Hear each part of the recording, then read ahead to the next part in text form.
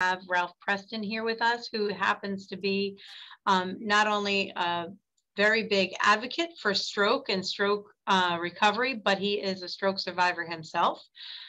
For the past 13 years, Ralph has been working towards improving himself every day and helping others do the same.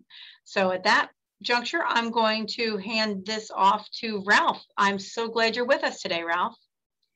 Well, thanks, Samantha. I'm happy to be here. This is kind of an interesting assignment to kind of try and define what the progression is after you have a stroke. When I had mine, I had no idea what to do or where to turn or what I needed to know. And so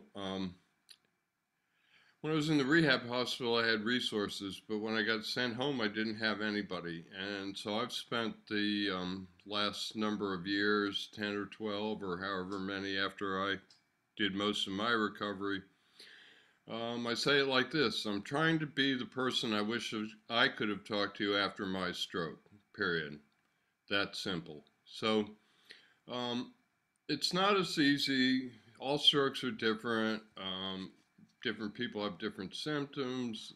It's not as simple as like laying it out like it's a progression. I understand that.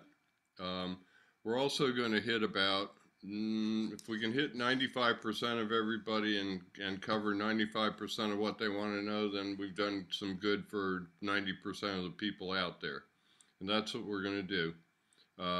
So the first thing you got to figure out is what the heck happened. Yeah, that's a picture of me trying to figure out what the heck happened. I don't look so good on day 7 at the rehab hospital. But more importantly, what do you need to know and what can you do about it? So next. And all this information is not just for stroke survivors, because a lot of times stroke survivors can't deal with everything by themselves, and it's important for them to have caregivers, family caregivers, or family members, and any friends, anyone that wants to help with their recovery, to understand a lot of these same things. The more you understand, the more you can help your stroke survivor. And like I said earlier, it's not as simple as a progression, because all of a sudden you need to know a whole bunch of different things all at once, and you just got whacked with a stroke and not exactly in the ideal position to be able to deal with it on top of what has happened to you. So next, there you go. So number 1 would be learn all you can about stroke starting on day 1. This needs to be an ongoing effort. I'm 13 years out, and I still learn something every single day. I'm not necessarily using it in my recovery, although sometimes I do, actually. I learned about, with Dr. Hetzler recently, about masked practice and a number of other things. I'm going to mention them today. Part of why I do it is, as an ongoing effort, is to help other stroke survivors. The more I know about stroke, the more likely I am to have an answer. So one of the things you need to do is find out what type of stroke you had and where it occurred. There are 2 main types of stroke. I'm not going to go into this in great detail, because most people know that you have your basic ischemic stroke and your basic hemorrhagic stroke. I put the word basic in front of them because there are a lot of complicated things that can happen, and we're going to ignore them. And I understand that this is a gross generalization, but in order to talk about the main types and not get into all kinds of things, we're going to deal with the same 2. So an ischemic stroke is basically caused by a clot. And a hemorrhagic stroke is a bleed.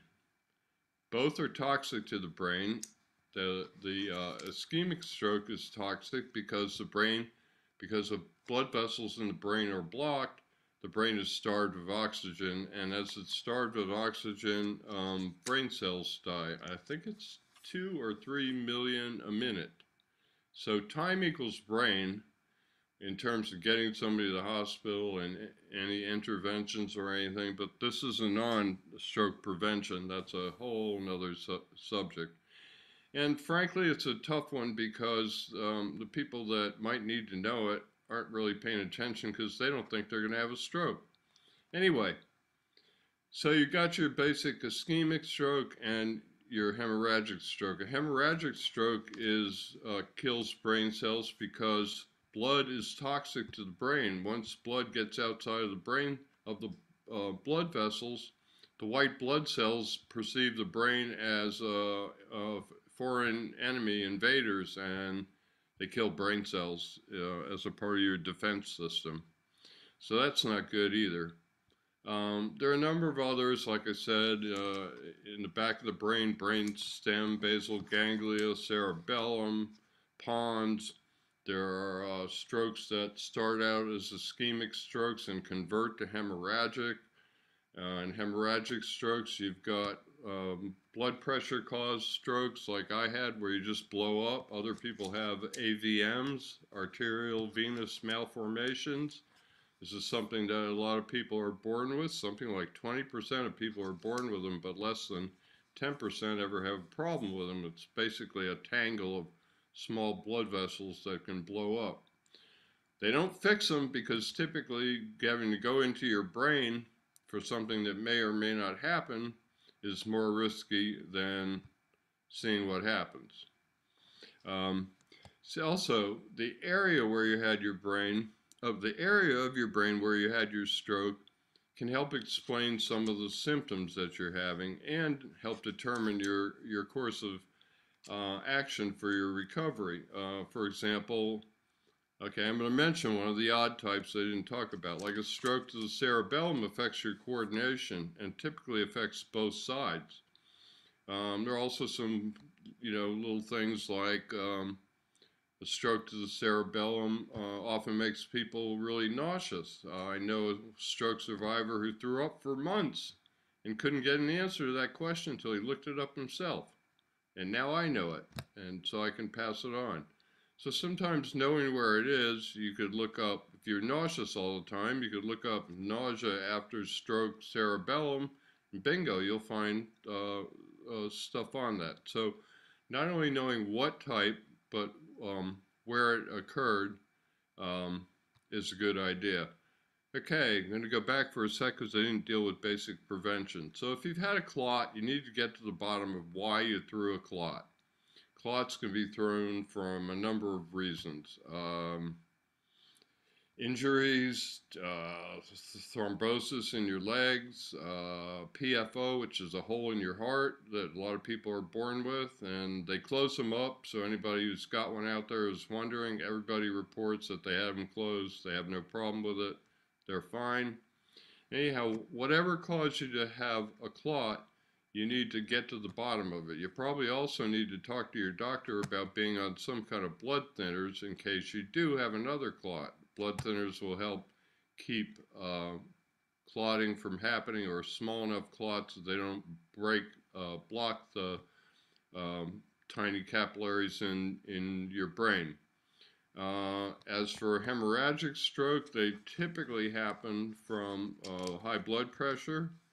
This is probably the main cause. So like me, you get control of your blood pressure and you can go 13 and a half years without another one so far, knock on wood. And hopefully another 13 and a half or maybe more. So that's real basic. So you also want to find out the cause of your stroke, even more specific than what type and where it occurred, so that you can prevent another one. We touched a little bit on that with some of the prevention methods, but it's important not to have another stroke. There are people who, it's not their fault that they have another one, but there are people out there that go a couple years, get to walking, have another stroke, end up back in the wheelchair.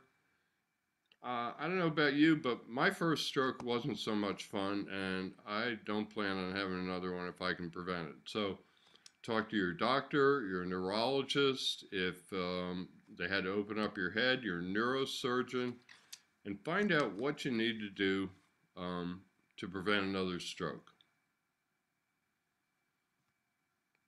And that brings us, that's part of this next part. One of the most important things after you have a stroke is learning how to be your own best patient advocate. Okay, that's easy to say. How do you do that?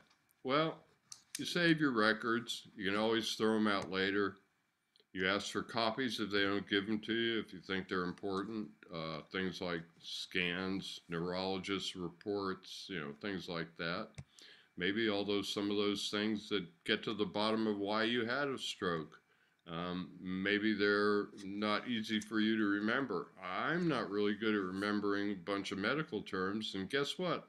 They don't write those reports in terms that normal people can understand. They write them in terms for other doctors to understand. So if you think something's important, get it now. It's a lot harder to get records out of a hospital later. When you go to see your doctors, show up with a list of questions. I took a list of 17 questions to my neurologist the first time that I saw him, and he answered every one. He saw I had a list, and we went down the list, and when we were done with 17, he said, "Any more?" I was shocked. One of the things I did was I took notes. I'm pretty good at taking mental notes. That may not be the case for you. Also, you could be suffering from short-term memory loss or other cognitive issues post-stroke that may and should eventually go away, but they're a factor early on. One thing someone suggested or told me about was that they asked their physicians if they could record the meeting on their phone, just the audio, so they could refer to it later. I can't tell you how physicians respond to that, but I thought it was an interesting idea and something simple since most of us have smartphones these days. And if you have memory issues, take somebody with you. Actually, you know what? Take somebody with you if you can, if you got them, to all doctor's appointments, because sometimes you hear things differently, and it's good to have someone else's perspective on what just happened. I don't know about you, but sometimes I leave my doctor's appointments and I'm like in a whirlwind. I'm not exactly sure what happened. It was all going pretty fast, and so having someone else might help you. They might remember something you don't. They might have a slightly different perspective. This is just kind of me in this next paragraph. What I'm trying to do is make a point about why you need to become your best patient advocate, because for a lot of people, for some reason, a lot of people think like after they leave the doctor's office that they're talking about their case, or that they call up their other doctors. No, this doesn't happen. When a doctor, okay, I'm talking to a hospital system, so I have to make an exception here. Occasionally, a doctor will call up another doctor. Occasionally, a doctor and a nurse might talk about you if you just left. But typically, you're in the examining room for 15 minutes. You both walk out the door. That's it until you see them again. So it's up to you to be your own patient advocate. This is something that this next example came from one of the stroke groups that I run on Facebook. And somebody was all teed off that their neurologist didn't have their scans. And they acted like, oh, well, they wasted my time. And I thought, no, you didn't do what you need to do. If I want to make sure somebody's going to have my scans and needs them for that appointment, I call their office a few days ahead of time and make sure they have them. If they don't have them, I call who's ever supposed to deliver them. Now, in one case I did that, and the office that was supposed to get them had misplaced them, and they'd sent them, and I knew the office manager, and she was real efficient, so I just checked with where they were supposed to go again, and there they were. So the takeaway from this is don't expect anything. If you want the scans at your meeting with your neurologist, make sure they're there. Getting pissed off at everybody doesn't do anybody any good. You still have to go back. Rather than get pissed off, think about it in advance, be proactive, do something about it.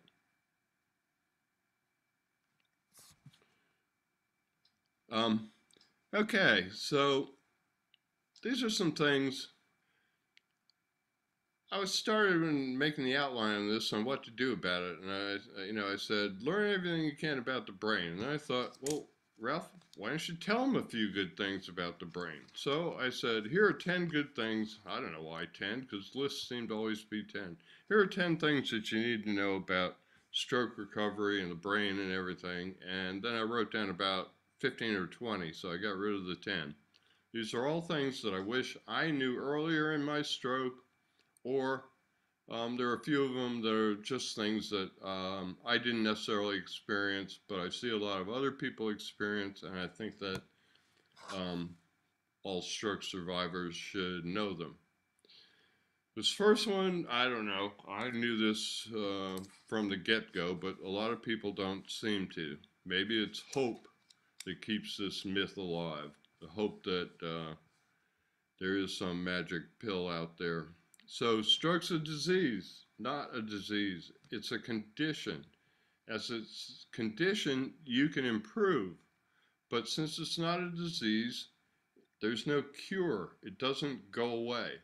And there's certainly no miracle cure.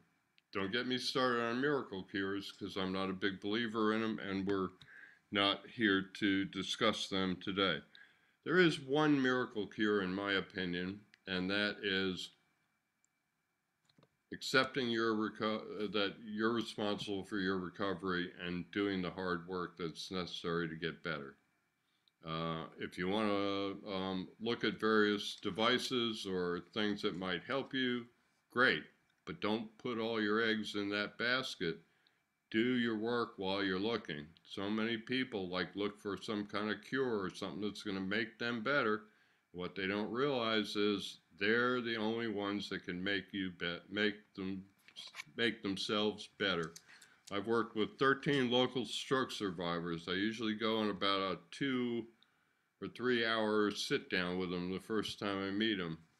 It started out as to whether or not I was going to take them on, but I'm 13 and 0. I've taken on everybody I've met. I just don't see not helping somebody.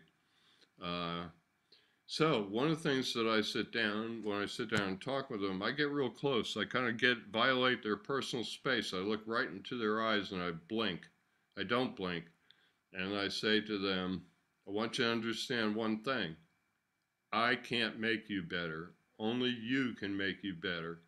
I can help you, but I can't do it. So there you have that.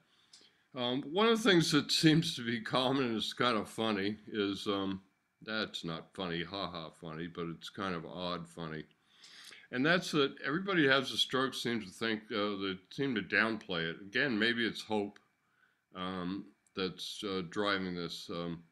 Everybody, I could tell you, if you talk to 10 stroke survivors, 8 of them will have a story about how they were just going to go back to work, the next week or whatever. I found a lot of people thought if they were going to, once they got home, they were going to be okay, as if they were going to get magically wheeled through the transom of their front door in a wheelchair and they were going to stand up in the living room when they got on the other side of the door. Nope, doesn't happen that way. Me, I had my stroke training for the senior games on my exercise bike. Yes, I did, with blood pressure at 140/90. So if you have high blood pressure, don't think it has to be 250/180. I had it on the borderline. Anyway, I'll stop preaching about blood pressure. It's important to manage your blood pressure. I didn't, and here I am talking to you about stroke. So I thought, oh, okay, well, I was going to train for the senior games. I can't walk, so maybe the running events are out. Maybe I could just do the bike events. Yeah, ha, ha, ha. I tried to get on a bike at 3 months and it took me 3 minutes, and I said, how am I going to ever stop? I did get back on my bike. Yep, a regular two-wheel bike with balance at like 10 months, and everybody, including a bunch of neurological nurses I talked to, said, shouldn't be able to do that. Well, I was able to do it. And so it's just not going to happen. It's a lot harder to recover. I see a lot of people in the groups also say, I'm really lucky. I had a minor stroke and I'm walking okay. And I really dodged the bullet. And then they'll start talking about having brain fog and other things that may or may not go away. And I'm thinking, well, you didn't really dodge a bullet if you're dealing with brain fog and fatigue and other things. They sound like stroke symptoms to me. Anyway, you have to be patient. You have to give yourself time. It's a marathon, it's not a sprint. I know you don't like hearing that if you're a newbie. I don't, I kind of tell it like it is. I also try and tell it like it is in a way that makes it, the person I'm trying to help accept the help. Part of it, as a stroke coach, I kind of like have to slap people sometimes to get them to pay attention to what I'm saying and change what they're doing. If you slap them too hard, they don't get the message. All they feel is a slap. So um, anyway, so be patient, including with yourself. It does not do any good to beat up on yourself in this process. Take it from somebody who knows all about it, who did it, and maybe you can benefit from my advice. Of course, you're going to do it at some point. Of course, you are. But it's how often you do it and how you respond to it that's important. These are a couple of quick observations. Stubborn people do better. I'm real stubborn. I did real well. And right before I left the hospital, I had a doctor say, I think you're going to be okay. I said, how do you know that? And he said, well, you're stubborn, and stubborn people do better. So it worked out for me, and that's something a doctor said to me. Another thing I definitely find, and there's not much that you can do about this, except maybe learn how to do it and apply the techniques of someone who is physically trained. If you've ever, trained to run a 5K or said, I want to get my 5K time under 20 minutes like I did, took me a year. Pre-stroke this was. One thing I don't do is run very well. I can run about 100 feet or 100 yards, but you'd laugh at me. My opposition's all off. My brain's going crazy. I don't have enough brain to cycle quick enough through the leg motions. But anybody who's trained understands that goals, you set a goal, and then that while you might see results as you head to that goal, things don't happen overnight. So they have a certain patience that other people who've not trained don't have. One of my favorite memes, and I'm not a big meme person, has Usain Bolt out there, and he says, I trained 4 years for 9 seconds, and you give up after a couple of weeks? Think about it. All right, next. Oh boy, this is a big one. Okay, this is kind of an overview presentation. It's kind of the 40,000 foot view. And we will go into some more of these things. I mean, this, cycle of acceptance, attitude, dealing with depression. I mean, this is a 10-hour subject. I mean, we could do 20 meetings on this. But my experience tells me, in observing other people and in my own recovery, that until you get to some level of acceptance, it's really hard to move on, because the cycle of acceptance is all consuming. Anybody who's, in number 5 depression knows that. And there are a number of these concepts. They aren't necessarily all, don't necessarily start with a normal. Some of them start with the bad news or insult or injury. But they all contain the same kind of thing. Everybody goes into denial. Everybody gets pissed off about it. Everybody realizes, boy, this isn't going to go away, and I'm depressed. And you start bargaining with yourself, and finally you reach some level of acceptance. One of the most common posts that I see in the Facebook groups is, I had a XYZ, sometimes they're really specific, as if they got to find somebody who had a, stroke in the pons and basal ganglia area that did this and that. Like, they want to find somebody exactly like them that got better. The reason for this is that provides them with some hope that they'll get better. Um, so, one of the things that's necessary is to, you can go ahead to the next slide. One of the things that you're going to find is that this is not a linear process. It's not like a set of steps. Like, normally when you go up steps, you go up a step and you might be real slow to go to the next step, but you don't necessarily go backwards. And, I found I was depressed for a while. I was on antidepressants for 18 months. I was a typical guy. No, I don't need those things, but they're a tool. So anybody out there who is resistant of antidepressants, if you need them, they're a tool, and you should accept them. If you go on antidepressants, I'm a big believer in talk therapy. If you could have one or the other, I would say talk therapy. Both are better than either one, in my opinion. So this cycle of acceptance is it's tricky because you can think you're over it and then you end up, back being depressed or pissed off or something.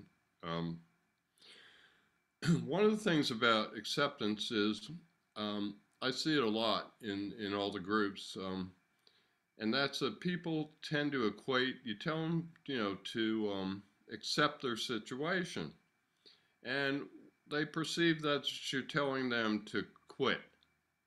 Acceptance has nothing to do with quitting at all. Acceptance has to do with the fact, I had a stroke, I can't do anything about it, we're not playing golf, I don't get to drop another ball, there's no mulligan, this is reality, I have to deal with this reality. If I don't deal with this reality, then I'm essentially postponing my recovery, because until you deal with that reality, until you come to some level of acceptance, in my experience personally, and with the people I've worked with, and with all the people that I help online, about 300 or 400 so far, they don't seem to get anywhere. No one seems to get anywhere until they arrive at some level of acceptance and can move on. One of the things that was not in that chart that is really important, it's in other cycles, and that's grief. Grief is an important part of moving forward. Gee, I left forward off the slide. You need to allow yourself to grieve. This is the loss of who you were. But you need to try not to get hung up in it.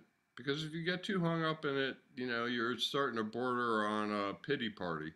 And no one having a pity party can really accept what's happened to them. And the other thing I find interesting is everybody, say, I'm 2 years out, I'm still mourning the old me, I want to go back to the day before my stroke. Well, guess what? If you didn't have a stroke, you can't go back 2 years to the old you. We all change every day. There's no returning to our former selves, stroke or no stroke. So there you have it. Okay, here's another one that I found. For a little while I tried to make sense out of it. I'm a really logical person, and everything, I got to connect everything. Everything has to make sense. I had to put this one aside because it just couldn't make any sense out of it. This can be said of blame too. I could be blamed for not taking my blood pressure pills, and if anybody was to blame, it was to me. But I decided not to blame any of the doctors in my care. I got put on antidepressants that raised blood pressure. It may have caused my stroke. I don't know. It doesn't do any good to think about that because it's a done deal. So don't put a lot of energy into trying to figure stuff out. I also decided not to blame anybody else and not to blame God. The whole blame thing seemed like a slippery slope to me, something I should stay as far away from as I could, and I did. So put any of that energy in terms of trying to make sense out of it or blame things, put that energy into getting better. I know, I need to stop here for just a second because I know that I'm saying in this 40,000 foot view and simplifying some of this stuff, I realize that I'm making statements that, are easy for me to say and not necessarily easy to do. It's like, well, the one thing you never want to tell somebody who's depressed is just get over it. Because it's not that simple. So I realize I'm saying, put that energy into getting better. And that's a simplification. It's not that easy to do, but it still stands. So you do it when you can. You're going to have good days and bad days attitude-wise. And it's really how you deal with the bad ones that's important. Are you going to wallow in it? Are you going to try and ignore it? Are you going to do what I tried to do, which is dive to tomorrow? I tried to get lost in something in today and make today go as fast as I could. I didn't go to bed at 7 o'clock at night. Might go to bed at 9 instead of 10 because I tend to wake up with a tomorrow is always a new day for everybody. I tend to wake up with my glass half full every day or more than half full. And whatever you do, however you deal with it, cut yourself some slack. This isn't a very easy thing to get over. Like I said, I can say it, but I could say it to myself when I was going through it. That didn't make it any easier for me to deal with it. Knowing it, eventually it did. Okay, so once you're pretty far along in the cycle of acceptance, you can do one really important thing, in my opinion. This is one of the most important things in this little talk, and that is taking ownership of your recovery. The cavalry is not coming. There is no cavalry. Our medical system works pretty well if you know how to get what you need. It's not set up to rescue everyone out there. It's my opinion that the stroke survivors I see that lack direct, if they haven't taken responsibility for their recovery, they tend to lack direction. I tell people the power is within yourself to make yourself better and your situation better. It doesn't lie in anybody else. It doesn't lie in your physical therapist. It doesn't lie in a magic bullet pill. It doesn't rely in anything other than yourself. We're back to my little talk to the people I work with in person. I can't make you better. Only you can make you better. And this is also really easy to say. Attitude is everything. If you don't have a good attitude, and you can't have a good attitude every day, without sugar, there's no salt. Without salt, there's no sugar. So, without bad attitude, there's no good attitude. You're going to have to figure out how to not string a bunch of bad days together. You're going to, especially when you're dealing with depression. I would have bad days, but I would try and dive to tomorrow and experience tomorrow in a different way and not string a bunch of bad days together. I know there are people out there that are more depressed than I was that managed to string a bunch of bad days together, and I don't really have any personal experience or any advice for them other than try not to do that. This next one is something that after I gave a motivational speech, I was talking about movement and everything, and I didn't know this yet, but a neurologist came up to me after my speech, along with a bunch of other people, and told me that there had been a clinical study done, and that more movement equals less depression. So one of the things that you can do to fight your depression is move. When you move, you also, if you've taken responsibility for your recovery and now you're starting to move, you might see some little small results. That's going to be our next thing. Well, if you start to see small results, then you're going to start to feel better about yourself, and you might even feel like you got a chance of getting out of this hole that you're in. So get moving. You're going to have good days and not so good days exercising too, not just with attitude. One thing I'm here to tell you is progress is progress. I like to use the stock market graph because the stock market does things a lot like we do in recovery. Here we're going along, we're doing great, and look what happened on Friday, May 31st to the stock market. If this was a chart of your recovery, that might be a day where you go, God, it's just, I was doing so good, I'm not doing good now. That might be a day where you feel like giving up. But look what happens next. What you have to do is you have to look at that red line. If you're making progress, it's progress. You're going to have setbacks. You have to learn how to deal with them. They're temporary unless you allow them to become permanent.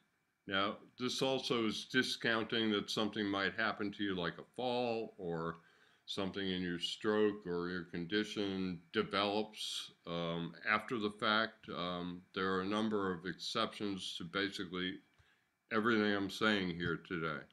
But keep your eye on that red line, not the up and down daily line. Okay, so like I said, this would be about next. Pay attention to all improvements, because if you're making improvements, even small improvements, they can be really motivating. Some people I know write them in a log because they like to keep logs and they like to have a absolute measure of progress. Some people I know time themselves in certain tasks. I'm not a big believer in speed. I understand that timing yourself in certain tasks gives you a measure of improvement. And I think it's really more important with your hand and occupational therapy than it is with walking. When you start worrying about time only in walking, you start to discount form, and form is more important than distance or time. And this is an aside because we're here and I'm going to say it, and I didn't build it into this presentation, but form is much more important than distance or speed. And what I found, I'm taking from somebody who ignored form and had to start over again at 4 months. So I didn't completely have to start over again, but I stopped walking 2 miles a day and started working on my form. I did my best, what I call pattern walking. It's basically a version of power walking where you don't you exaggerate your arm movement over regular walking, not quite as much as power walking. It's like the stroke survivor's version of power walking. Opposition or moving your hands is real important. That's how babies crawl and learn. That's how we all learn how to stand up and walk. It's going to be a part of your learning how to walk again in your recovery. So what I found was if you pay attention to form, speed will come naturally because it gets easier and you get smoother and it just happens. And the people that concern themselves with speed don't concern themselves with form so much. I got hung up on it once a couple years ago again. And what I found was in order to go faster, I was leaning forward, and when I stopped walking, I was still leaning forward, and I kind of couldn't stop myself. I didn't get hurt, but I dropped to my knees on the pavement because I was leaning so far forward. Anyway, back to what we're talking about here. I found it was really good to set small, achievable goals because success builds on success. So, you don't say, okay, I've had a number of people say stuff like, I'm going to run a 5K by December. I always tell them, no, I wouldn't put a limit on it because guess what? If you can do it faster, you're going to wait till December because you know that you've got till December to do it. if it takes you till January or February, you're going to get all disappointed in December that you didn't meet your goal. So small achievable goals. If you're going to run a 5K, say I'm going to run a 5K as soon as I can, but with good form, and be careful about setting goals that are not achievable. So, a simple goal would be to do, a couple or more knee bends or something, deep knee bends. I run out of steam at about 20. I do sets of 20 though. I don't see the need to have to do 50 at once. But say you're working on something and it's as simple as you're going from 5 to 6. So you've been working to go get 6 repeats of lifting your arm above your shoulder. And you keep hitting at 5. Well, one day you hit 6. What's the goal for the next day? Nope, it's not 7. It's doing 6 again. If it took you 2 weeks to get from 5 to 6, what makes you think you're going to get to 7 the next day? So 6 again would be a good goal. And if you go back to 5, you can't get all bummed out. Your goal is now, okay, do 6 tomorrow, and then try and do 6 consistently, and then we'll work on 7. Success builds on success, so make yourself successful. Sorry to tell you, but 45 minutes once or twice a week at PT is not enough. It's not enough at home either. The people that I see getting better are getting better at home. They go to PT, they use their physical therapist in a good way for what they're designed for. They're another tool in your recovery. Your recovery, remember? The one that you took responsibility for.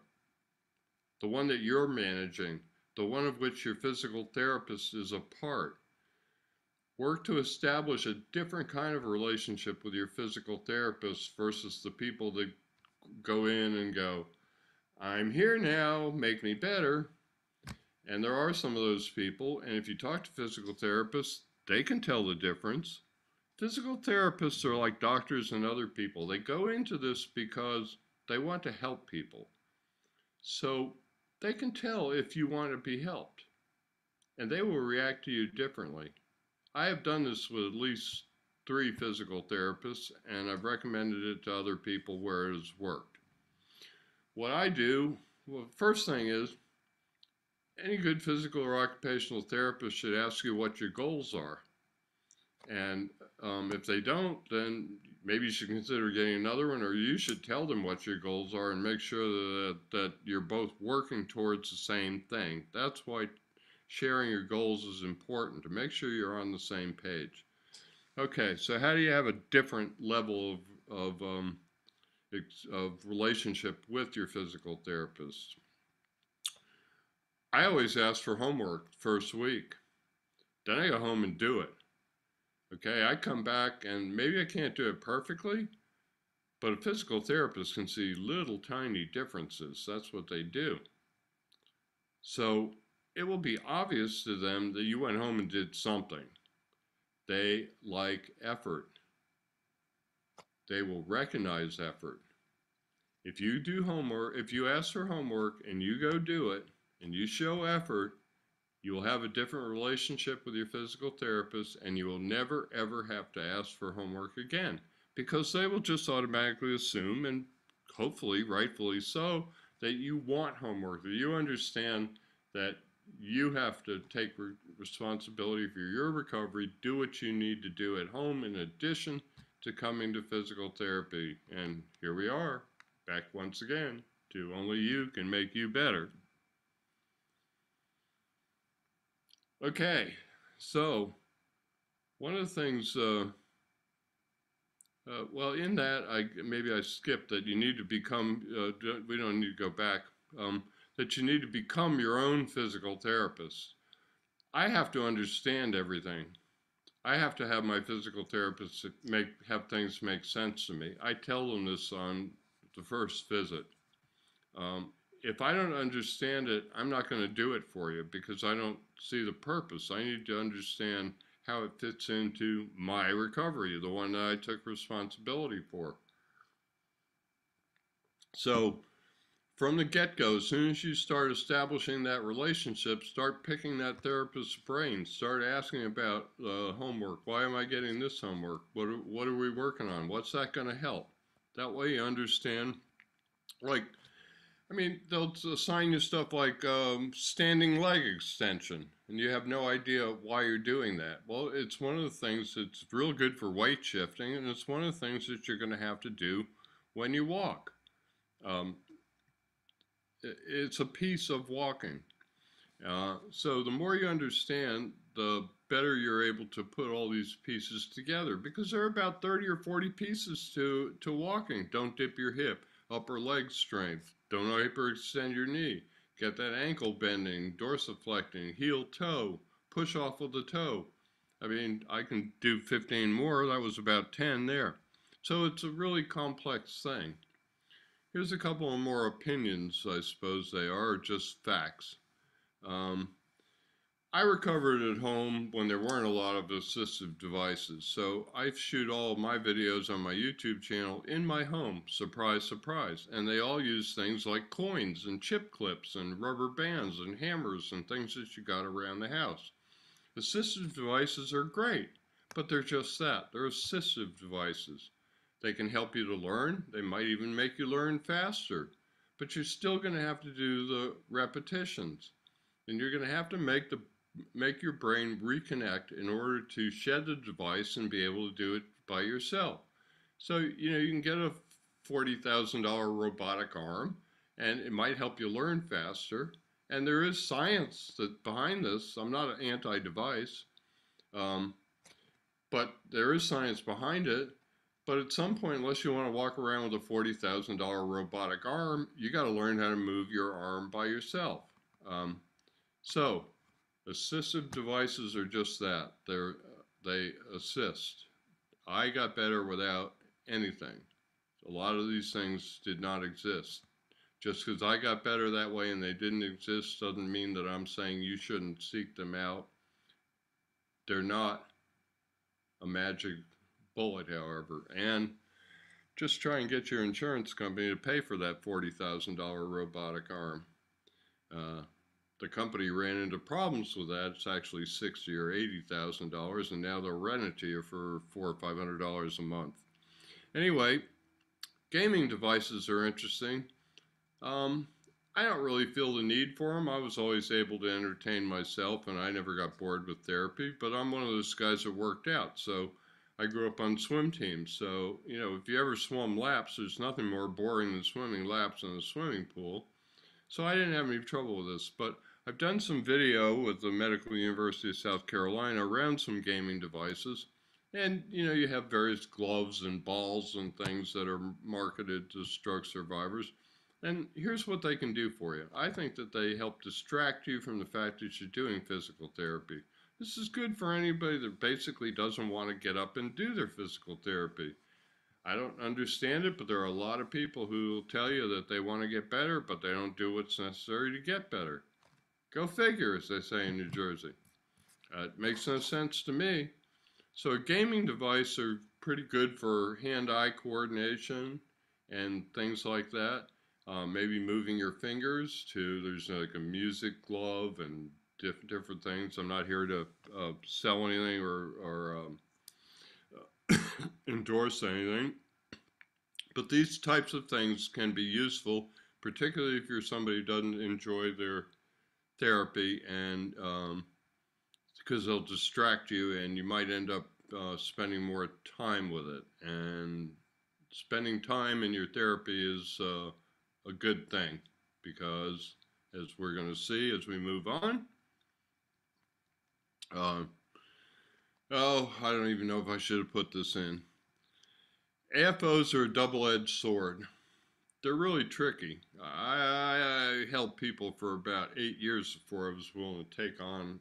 I'm not a physical therapist. I'm not trained as a physical therapist. I worked under one, but he came around, once or twice a month with each of the various patients I was working with him, and would critique how it was going, maybe make some new suggestions. Anyhow, AFOs are a double-edged sword because while you wear one, you can't build up the muscles that you need to build up to get rid of them. So, where does that leave you? Um, some people need them. People with bad ankle roll or pronation, where their foot want to walk on the outside of their foot, you can actually, if you have bad enough pronation or ankle roll, you can walk on the outside and break your ankle.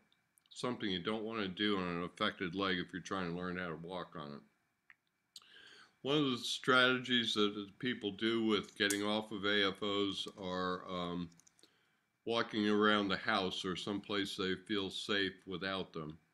I've gotten two guys off of them, and we did a lot of counter work, standing at a counter with a grab bar, doing weight bearing and such. In one case, I actually grabbed the guy's foot,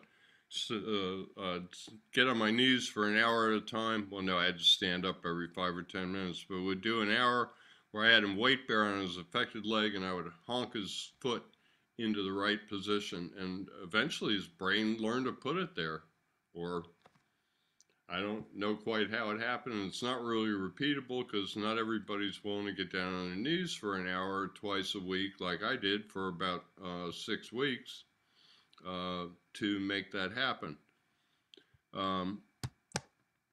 Okay, now we're into a little bit about neuroplasticity and plateauing. Okay, so the same physical therapists, they're good ones and they're not so good ones.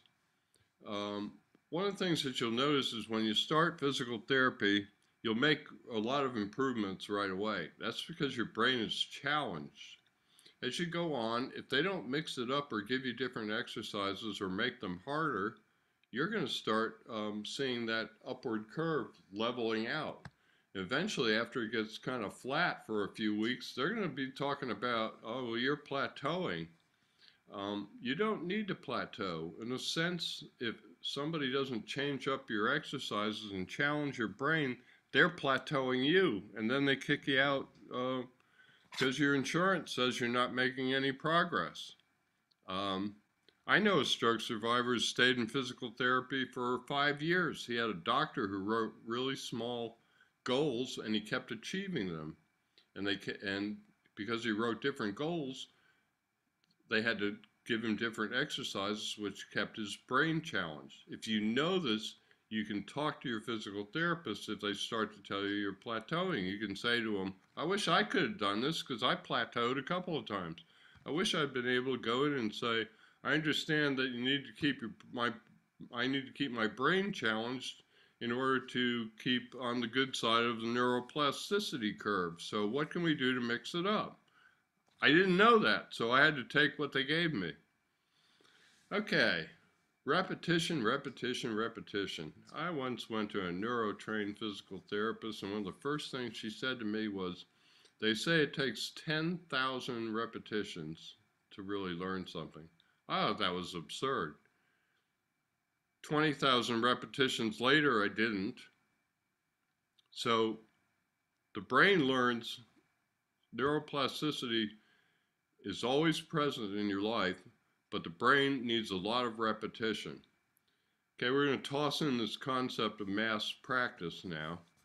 Mass practice is something that a guy who studied stroke recovery, Dr. Taub, came to understand.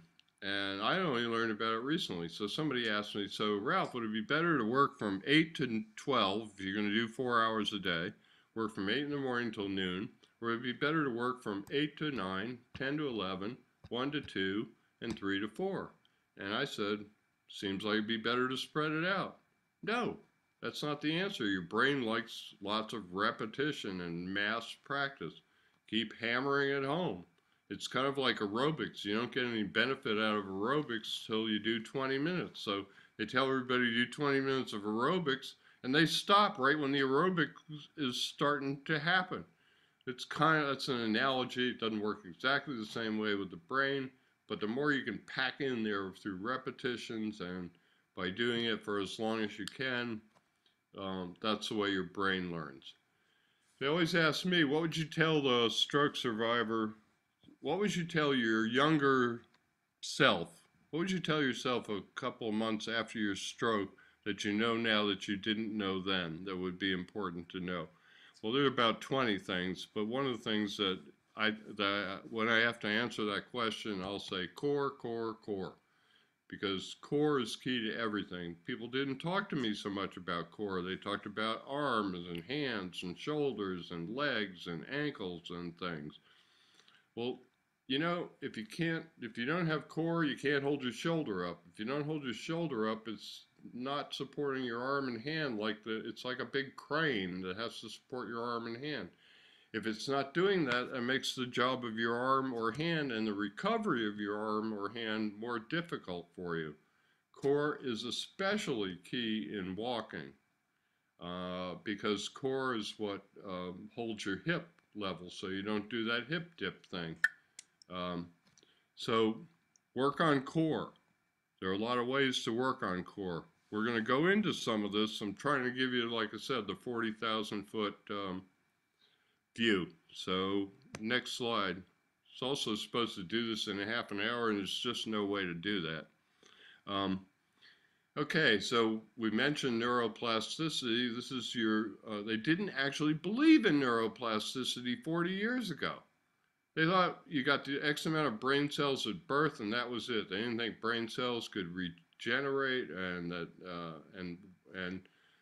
then they discovered that they do, and they can be retrained. So you make new brain cells, and you can retrain and you can train them. That's neuroplasticity. This lasts a lifetime. I've made some videos at 11 years out, doing things with my affected hand that I couldn't do before. I didn't, like throwing a tennis ball. I never did it before the stroke because I'm left affected and I was right-handed. So it always exists, but closer to the event, the life-changing event, stroke, sometimes called an insult, you have more of it. So one of the reasons I keep saying take responsibility for your recovery and everything is I see a lot of people not getting on to what they need to do for a year or more. And neuroplasticity is always present, but you have more of it. So the quicker you can you can get to ownership of your recovery, get moving, work on getting better, the more you're going to take advantage of that neuroplasticity. Okay, we're getting near the end now. The proprioception is an interesting concept. It's the perception of awareness of the position and movement of the body. Okay, well that doesn't make much sense to you probably. So think about putting a bunch of change in your pocket. Now you put your hand in, you can easily pick out a quarter.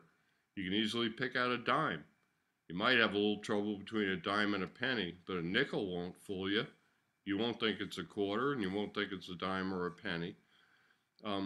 So what does this have to do with stroke? That's just an example of so that you can understand it. Well, when we learn how to walk again, we have very little proprioception. So what do? We all stare at our darn feet. I got tired of staring at my feet. And one of the things that you have to do in order to be able to walk in the dark or walk again without staring at your feet is know where your feet are. So learn about proprioception and its importance as early as you can in your recovery. Next. Okay, we're back to more movement equals less depression. More movement also means more recovery, typically, especially if you can be focused, especially if you can learn some of these concepts, work with a physical therapist, try and be doing the things that are right. I see a lot of people people say, "Oh, I've been riding my my little recumbent pedal bike. I ride it for an hour. I've been doing it for 3 years." Well, I hate to tell you, but it's probably not doing much in recovery. It's giving you a little bit of aerobic exercise, but you're not challenging your brain. So knowing what to do is important. That's why I say become your own physical therapist, become your own patient advocate. So the advice that I would give you is to get moving, and we're going to cover some of the nuts and bolts of how to do all this in the next couple of these, along with keeping on track, because that cycle of acceptance and depression can pop up any old time they feel like it seems like. So there we have it. I don't know if anybody has any questions, and I don't know if we have time for any questions. I have time for questions. I just don't know what the format here is. There's Well, just no way, Samantha, that I could do that in half an hour. no, and that's okay. And if any of the people that are on have any questions, I'm going to open that up. And I'm going to unmute you guys if you wanted to talk or ask Ralph any questions, because I definitely would like to have Ralph come back and do a series. He's graced us with the ability to speak to our support personnel for a couple of times, just to kind of get on track better, so everybody can understand what's going on in their own life and how to take the responsibility in their own personnel. Well, you know me, so I as a marketing guy, I got to remind everybody of the highest level of our stroke center. And I'm marketing, so I won't say the right or the wrong words, but if you can remind at the end, Samantha, that, you know, here in Volusia County, our 3 hospitals are able to provide through your department the highest level of stroke and equally rehab for stroke patients. So that's my contribution. And I know that what Ralph is trying to be a proponent of is people being fully aware that we have the tools as far as like our rehab and the care that we can provide them, but it takes that patient, they have to have a goal themselves and focus on it, and how important that is, because if you saw Ralph where he was 13 years ago to where Ralph is today, you know, physical therapy is there for the short term initially, right? And, you know, I recognize that you know, certified stroke centers are a good thing. That's where you want to end up, and that neuro-trained physical therapists are a good thing. I'm not dissing any of it. What I'm saying is that they are tools that you need to learn how to use, because we're back to, I don't care how good your PT is or anything. The stroke center makes more of a difference in terms of stopping bleeds, interventions, you know, things like that. And you know, I'm a big believer in going to in all hospitals becoming certified. I'm not getting the language right. I'm not. That's why I didn't say it myself. Pardon? No, that's why I didn't say myself, because I don't know the term. It's thrombo. There's thrombectomy capable certifications, and if you can go to a place like that, that's better for you. They often take you to a local hospital like they did me, and then they transferred me to a bigger city to a certified stroke center. Yeah. So I think those resources are great to have at your disposal. I'm just still saying, no matter how good they are, it's a matter of like you learning how to work with them, and you learning how to manage your own recovery and use them to, use the extra resources you have, you know, to your own benefit. You know, if it's a better place, then you should be able to do better there with your recovery, but you still have to have the ownership. Your physical therapist will agree with me that they can't make anybody better. They're there to help people get better. Well said. Well said. That's definitely the goal, is like we find that, and Ralph, from doing this for 13 years, has also seen, we've had conversations off camera in regards to how it's imperative that you have to take the reins of your own recovery to move forward. You have to be your own best advocate, you know, no matter what options are available. And like Halifax does offer a significant amount of options for our local community. But if the patient doesn't have that staunch idea of, I want to get better and this is what I need to do, sometimes we can't help them as much as we'd like to. No, you can have the best stroke center in the world, you can have neurodevelopment trained physical therapists, and they can't do anything with a person that comes in and goes, I'm here, make me better. Yeah. And, you know, if you go talk to them, you know, they run into those patients. And, you know, what I'm saying is that a good physical therapist will recognize the difference in you if you take ownership and you do your homework and everything, and they'll just respond to you completely differently because that's who they want to help. That's why they went into the business. Yeah. So if there's Awesome. one takeaway, I'm tired of saying it, it's, take ownership of your recovery. That's if there was one line out of all this today, and I know we covered, I mean, geez, that's a bunch. It really was, and it was wonderful.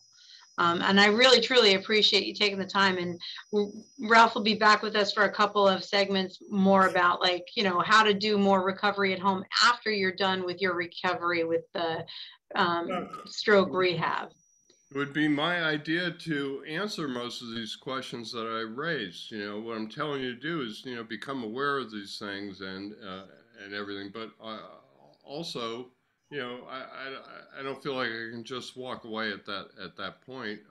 Because it doesn't do any good to tell people, well, you need to do this and this and this, if you don't extend your hand and some knowledge and try and help them. So I'm trying to keep this to maybe 5 segments instead of the 7 I originally designed. This one was kind of like 1 and 2. Yeah. So I'm going to have to look at 2 and 3 and make them into 1, and that'll have eliminated 1. And maybe I can do patterning and the high level stuff and get it down to 5. But there's no way to go through this whole thing, this whole progression without that. And I'm talking about, when we get to walking, talking about giving people the specific exercises that I feel they need to do to get rid of drop foot or hyperextended knee or hip dip or things, because I see them work. One of the best things about my job, and I consider it a job, actually, I work 60 hours a week at this. Yeah. Yesterday I woke up, I do. That's awesome. Until midnight making this PowerPoint. I didn't even know if we could run it, but I said, I'll need it at some point. Yesterday, I woke up for a text from a woman from Botswana who said that she watched my videos and she got her hand to move. That was really big for her. It was also really big for me. So, well, that's thank you very much. It was very interesting. It's a great perspective from the patient's point of view. Help a lot of people. Good. That's what I'm trying to do. Trying to, educate other stroke survivors and give them some tools to make it easier. It's back to my statement in the beginning. I'm trying to be the guy that I wish I could have, or the person, doesn't have to be a guy. I'm trying to be the person I wish I could have talked to after my stroke, but they didn't exist. I know. Well, we're trying to make sure that we get the perspective of the stroke survivor themselves, because we understand, we do a lot of discussions with physicians and physical therapists, and I think it's very nice to be able to have a perspective of a stroke survivor to help reach out for those who maybe have gone through the program or maybe even haven't gone through our program and want to see what we can do to help them.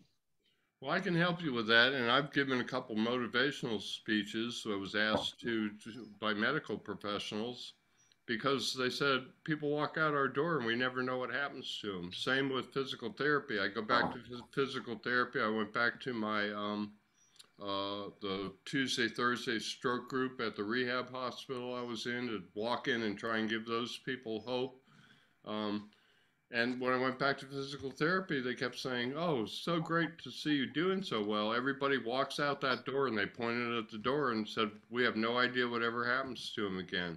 I'm happy to provide that perspective. I can provide it short-term or long-term, because I've lived both. Well, we thank you for your time, Ralph. I really do. Well, and we're going to be in touch for sure. Well, and what I'm hoping is that the series, like we've talked about, can go on YouTube and can benefit hundreds of people. Yep. And definitely. We get it. We want to be able to reach more people, to be able to help more and get a better perspective for the stroke survivor component. Like, what happens after all of this? Like, what's the next steps after you go through your thrombectomy capable center and you do your rehab? What can you do for you afterwards, continuing on? This is 13 years out for you. Right.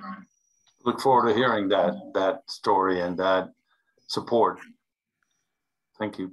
Good. Thank you, Ralph. Yeah, thank you All right. very much. And I'll be in touch. All right. Send me the recording and We'll get it done. okay. Thanks. See you guys. Thanks. Bye-bye. Thank you. Thanks. Bye, everybody. All right. So, Ralph, I'll send that over to you later. You got to send me your. Make sure you save it. Yeah, You know how Zoom does that funny thing like that? I know. All right. Bye now. Okay, bye. They asked me to do Sorry, I realized when I walked behind you, I found